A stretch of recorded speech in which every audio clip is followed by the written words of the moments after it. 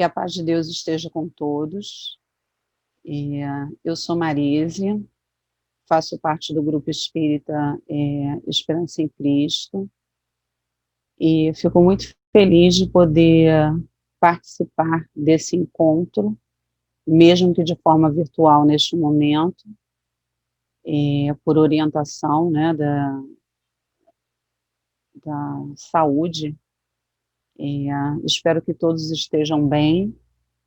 Nós sabemos que muitas famílias estão passando por um momento muito difícil, e falar sobre Jesus sempre nos traz uma calma ao coração, né?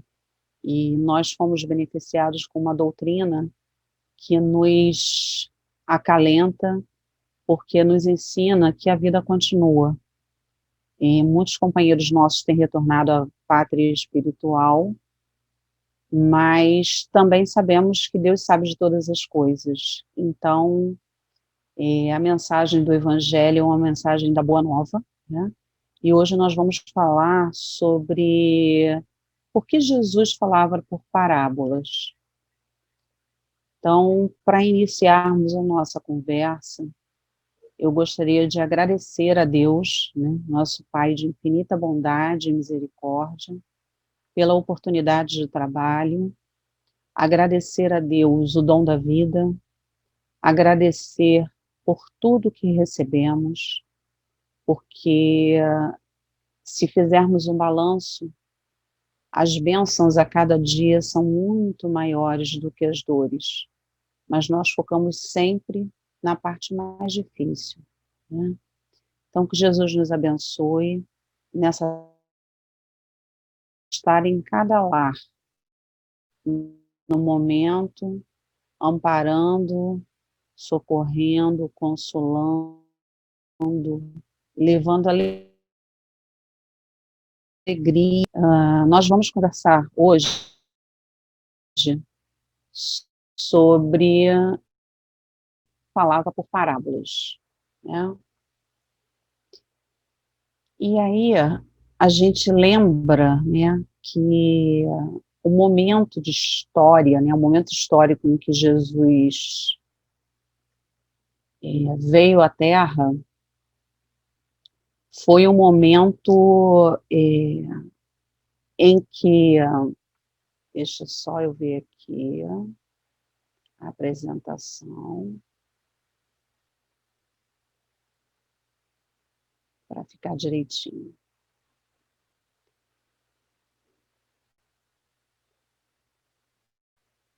Isso. A gente lembra que a época em que Jesus veio à Terra, a maior parte da população palestina vivia no campo, e era constituída de trabalhadores pobres que sobreviviam no ganho do dia a dia.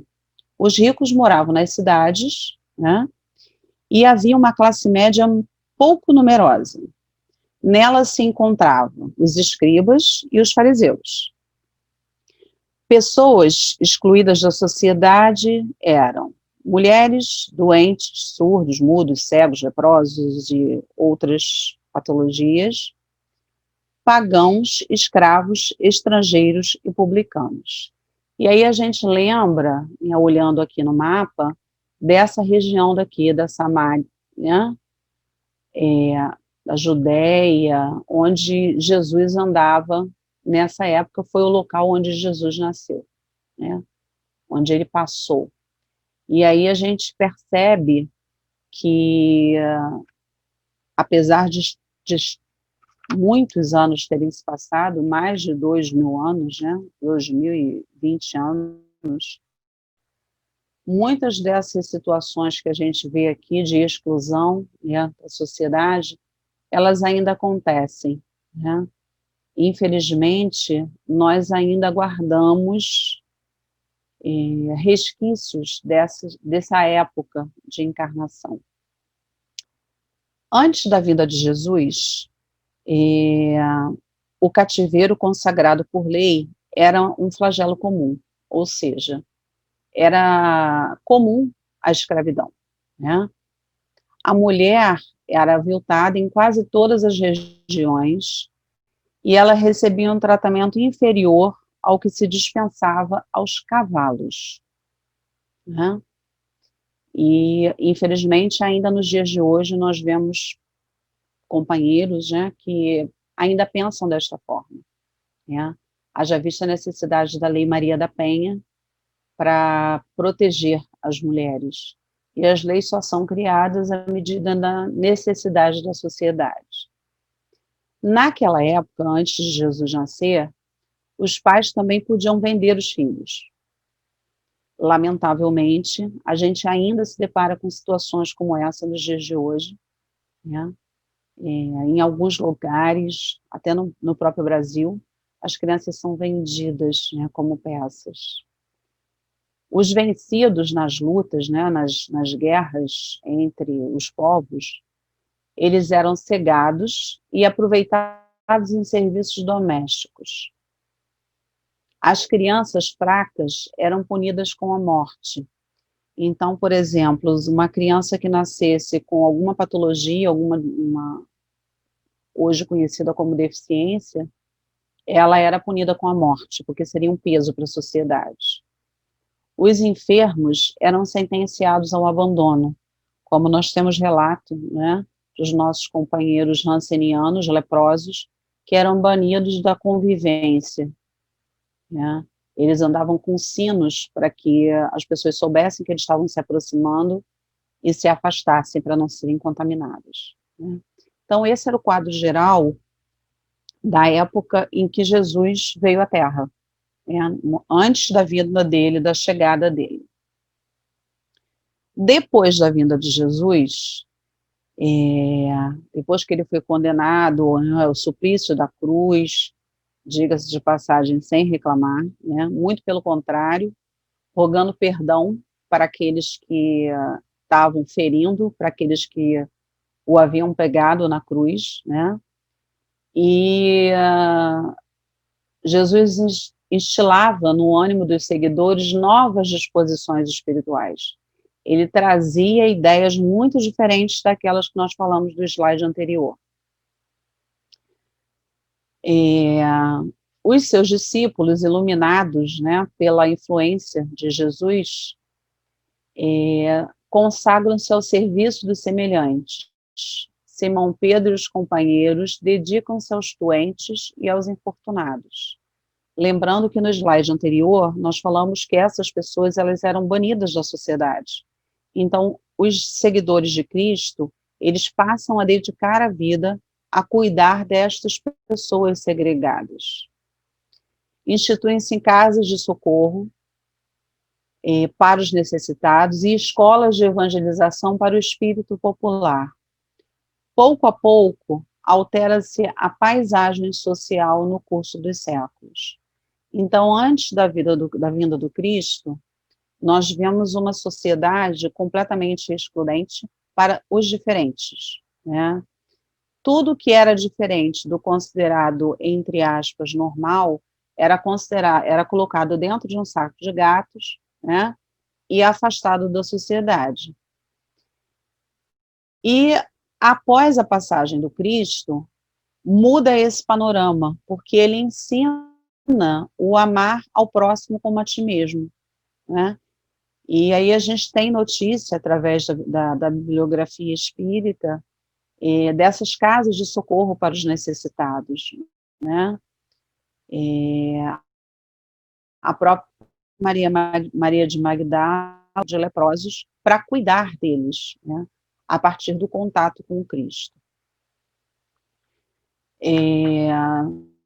No momento da pregação de Jesus, ele contava mais ou menos com 30 anos, né, quando ele começou a pregar a Boa Nova, que é o Evangelho que nós ainda estudamos até os dias de hoje, e a sua vida pública compreende um pouco mais de 3 anos, em torno de 27 a 30 da era cristã. Ele se utilizou na sua pregação, né, do apelo combinado à razão e ao sentimento, por meio de parábolas ilustrativas das verdades morais.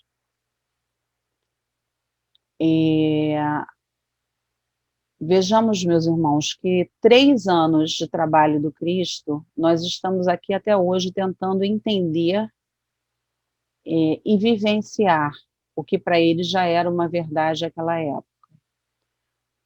As 2 regiões de pregação de Cristo eram a Galileia, né, conhecida como Nazaré, que aqui no mapa a gente consegue ver, ó, Galileia, Cafarnaum, Canaã, Nazaré, né?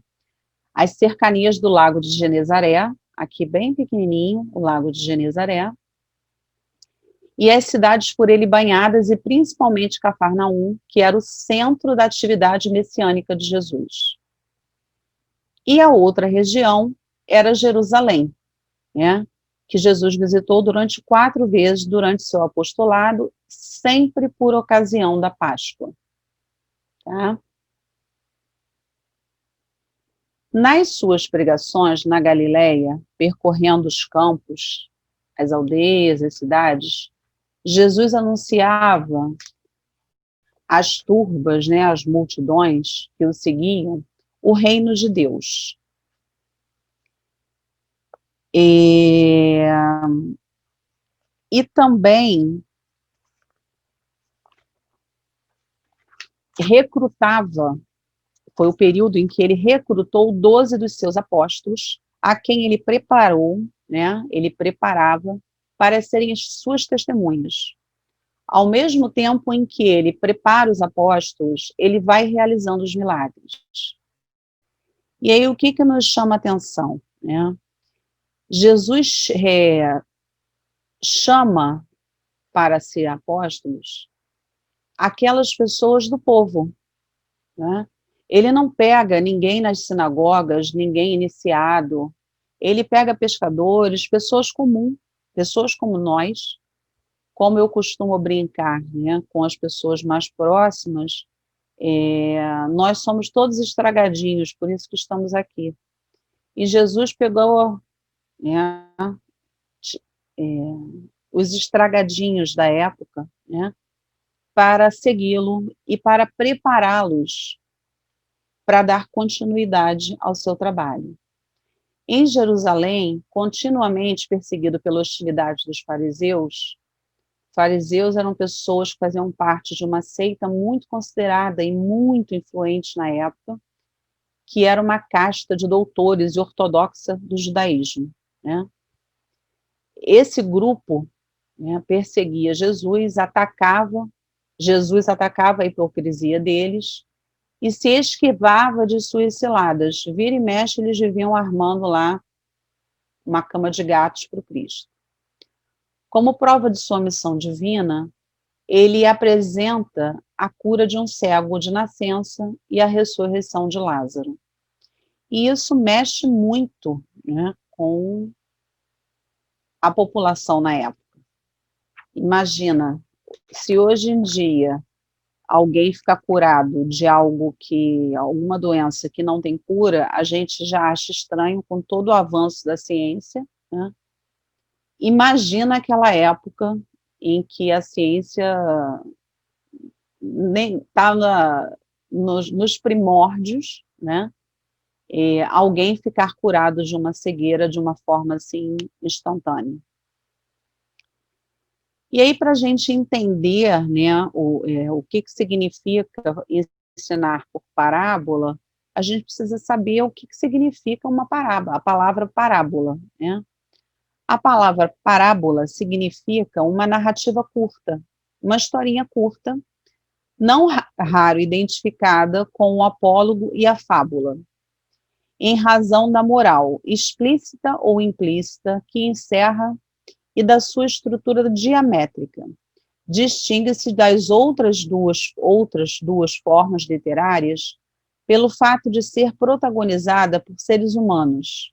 Vizinha da alegoria, a parábola comunica uma lição ética por vias indiretas ou simbólicas, numa prosa altamente metafórica e hermética, veicula um saber apenas acessível aos iniciados. E aí, o que que a gente entende disso, né? Vamos pensar um pouquinho com relação ao que a gente falou um pouco antes. O povo daquela época era um povo muito rude, né? Eram pessoas que tinham valores e pautavam os seus atos nesses valores muito rudes.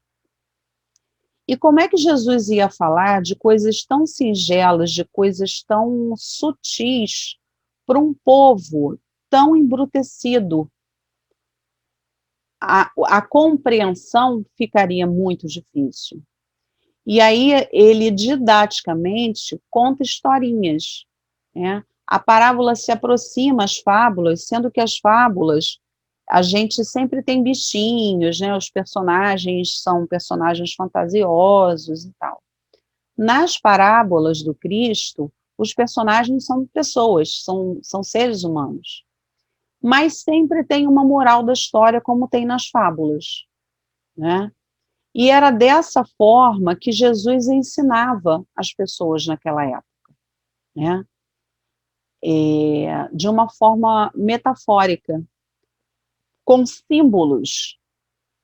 Muitos não entendiam a forma de Jesus falar, cada um dava a sua interpretação, como nós temos até os dias de hoje, pessoas interpretando ao bel prazer os ensinamentos do Cristo.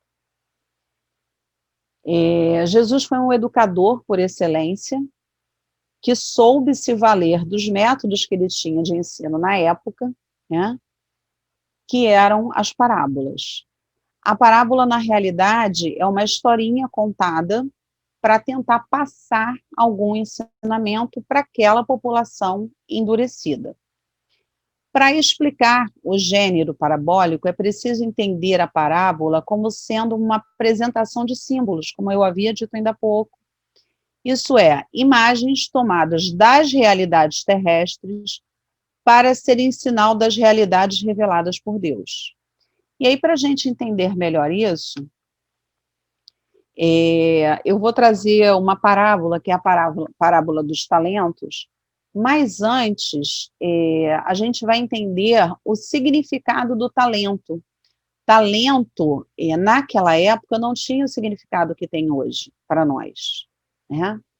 O significado de talento naquela época era também um peso legal, cerca de 26 quilogramas, que poderia ser de ouro, de prata, de cobre, sendo um valor monetário altíssimo, equivalendo a cerca de 6.000 denários, ou algo como 6.000 dias de trabalho, ou mesmo 20 anos de tarefas para um homem comum do povo. O uso da moeda na parábola é metafórico, simbolizando algo de muito valor. Então, dando essa conotação à palavra talento, a gente vai olhar para a parábola dos talentos com outros olhos. Vamos a ela. Mateus, capítulo 25, itens 14, versículos 14 a 30. A parábola dos talentos. Um homem foi viajar, chamou seus empregados e entregou seus bens a eles. A um deu 5 talentos, a outro deu 2 talentos, e ao terceiro 1 talento. A cada um de acordo com a sua capacidade. E partiu. O que recebeu 5 talentos saiu, trabalhou e lucrou outros 5. Do mesmo modo, o que recebeu 2 talentos lucrou outros 2. Mas aquele que recebeu um só saiu, cavou um buraco na terra e escondeu o dinheiro do seu patrão. Depois de muito tempo, o patrão voltou e foi ajustar contas com seus empregados. Senhor, tu me entregaste 5 talentos, aqui estão mais 5 que lucrei. Muito bem, empregado, empregado bom e fiel. Como você foi fiel, eu lhe confiarei muito mais. Senhor, tu me entregaste 2 talentos, aqui estão mais 2. Muito bem, empregado bom e fiel. Como você foi fiel, eu lhe confiarei muito mais. Senhor, eu sei que tu és um homem severo, por isso fiquei com medo e escondi o seu talento no chão. Servo mau e preguiçoso, deverias ter depositado meu dinheiro no banco e na volta me entregarias com juros. A todo aquele que tem, será dado mais, e terá em abundância, mas daquele que não tem, até o que tem lhe será tirado. E aí, meus irmãos, quando a gente olha para essa parábola com o olhar do significado de um talento, né? Um talento correspondia a 6.000 dias de trabalho, né? Nós recebemos de Deus todos os dias 24 horas, né? Todos os dias nós recebemos esse presente, esse talento. E o que nós estamos fazendo desse talento, que estamos recebendo todos os dias?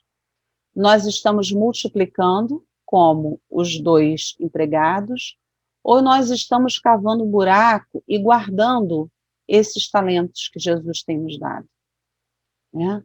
A cada dia nós recebemos 24.000 talentos, né? 24 horas, para que a gente multiplique em benefício, em trabalho para com o próximo, né? No trabalho para conosco, no nosso autoconhecimento. O que é que nós estamos fazendo com o talento que o Cristo nos confia a cada dia? O irmão X, que é o nosso companheiro Humberto de Campos, no livro Instantes da Vida, psicografado por Francisco Cândido Xavier, interpreta a parábola nos seguintes termos: ao primeiro, o Senhor dera o dinheiro, poder, conforto, habilidade e prestígio. Ao segundo, inteligência e autoridade. E ao terceiro, o conhecimento espírita. O primeiro acrescenta trabalho, progresso, amizade, esperança e gratidão. O segundo, cultura e experiência. O terceiro, devolve intacto, em vista do ocorrido. O Senhor ordena que se tire o conhecimento espírita desse último e o dê aos 2 primeiros. E aí, meus irmãos, a gente fica pensando, né, nessa questão da imagem e a doutrina espírita. São 2 elementos materiais da parábola, a que o termo de comparação de Humberto de Campos dá a forma específica. A imagem inspira-se nas tarefas cotidianas, nas ocupações mais humildes que valorizamos, e nos costumes dos homens que aponta como exemplos bons ou maus. A página doutrinal, cujo tema é quase sempre o reino de Deus, em que enfatiza as contrariedades, o progresso, as atividades do rei, os direitos e deveres dos súditos em retalhos de poesia e doutrina, ligados entre si pela ponte, que é o termo de comparação, umas vezes rico de pormenores, como na parábola do semeador e do trigo e do joio, outras reduzidas a uma sentença ou rubrica a jeito de introdução ou de cláusula. A gente fica imaginando, fica pensando, né, nessa parábola, ou então, ou nas outras, né, na parábola do semeador, ou do joio do trigo, né, nesses elementos materiais na nossa vida no dia a dia. O que é que nós estamos fazendo, como eu havia dito antes, né? Essa mensagem fica para a gente como reflexão todos os dias, né? Quando nós abrimos os olhos, nós estamos recebendo quantos denários, né? Quantos talentos, e o que nós estamos fazendo com essa imagem, né? Nós que temos o conhecimento da doutrina, o que é que nós estamos fazendo do conhecimento que temos? Nós estamos guardando, lendo muitos livros todos os dias. Eu leio 3 livros por semana, eu leio 4 livros por semana, eu leio 10 livros por mês, mas o que é que nós efetivamente estamos fazendo com esses talentos, né? E aí vem a pergunta, por que Jesus falava por parábolas? Os discípulos de Cristo, se aproximando, disseram-lhe, por que lhe falais por parábolas? E lhes respondendo disse, porque para vós outros foi dado conhecer os mistérios do reino dos céus, mas para eles não foi dado. Eu lhes falo por parábolas, porque vendo não veem, e escutando não ouvem, nem compreendem. E a profecia de Isaías se cumprirá neles, quando disse, vós escutareis com vossos ouvidos e não ouvireis. Olhareis com vossos olhos e não vereis.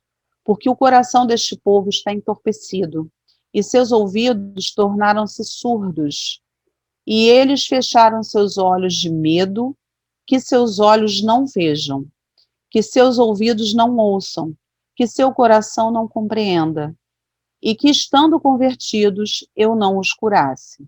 Mateus, capítulo 13, versículos 10 a 15.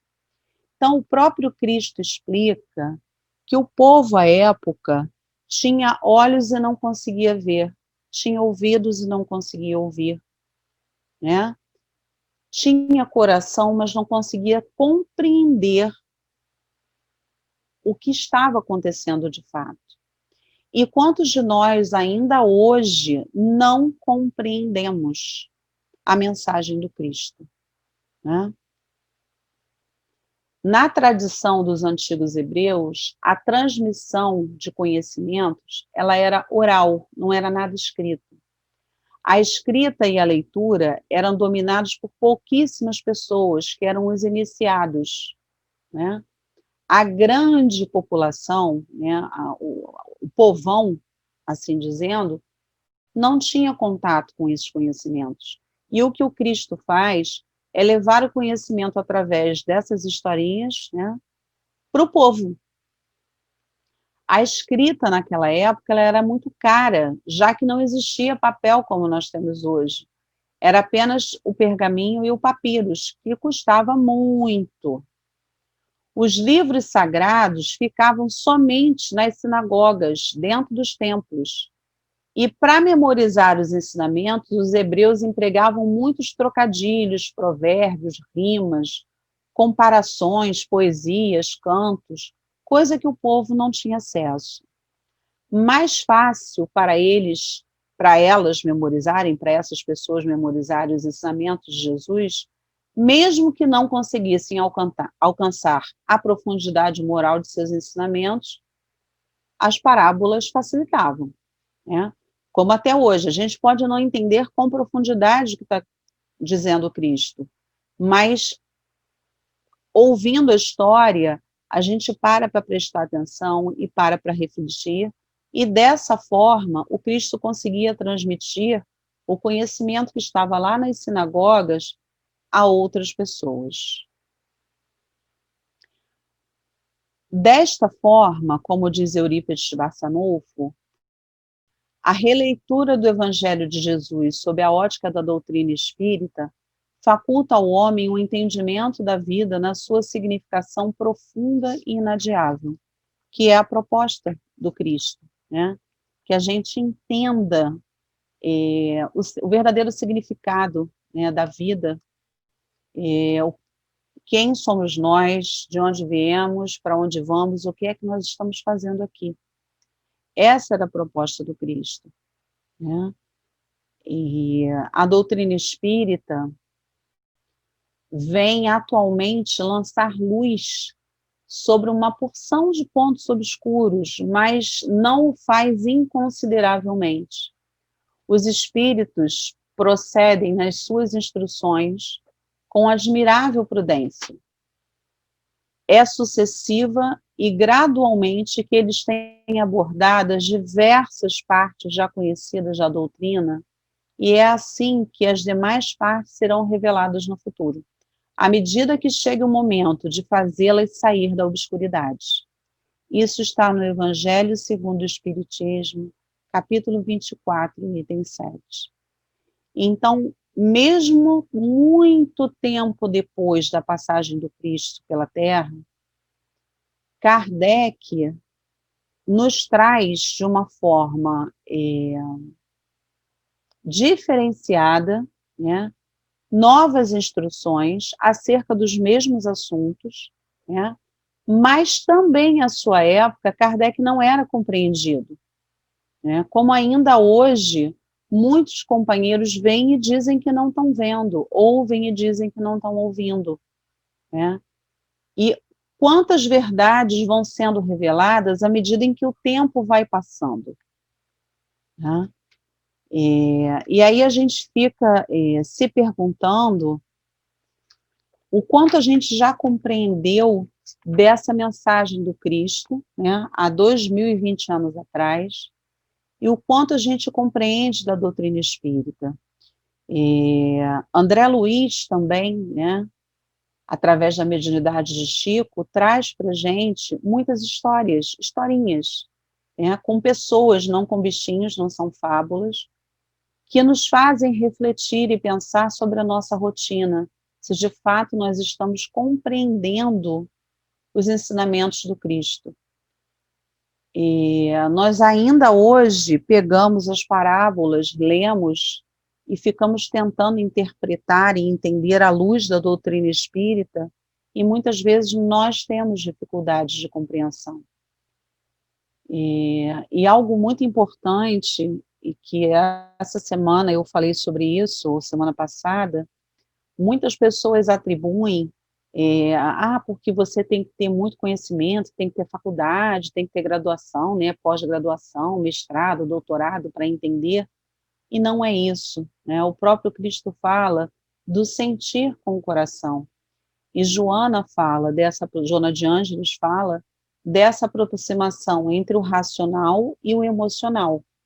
Então, à medida em que a gente compreende, e aí eu vou voltar aqui na parábola, na medida em que a gente compreende o significado do talento, né, o que significa o talento recebido, né, a gente assume uma responsabilidade muito grande enquanto trabalhador na seara do Cristo. Ele, a cada dia, vem nos confiando novos talentos. E o que é que nós estamos fazendo desses talentos? Né?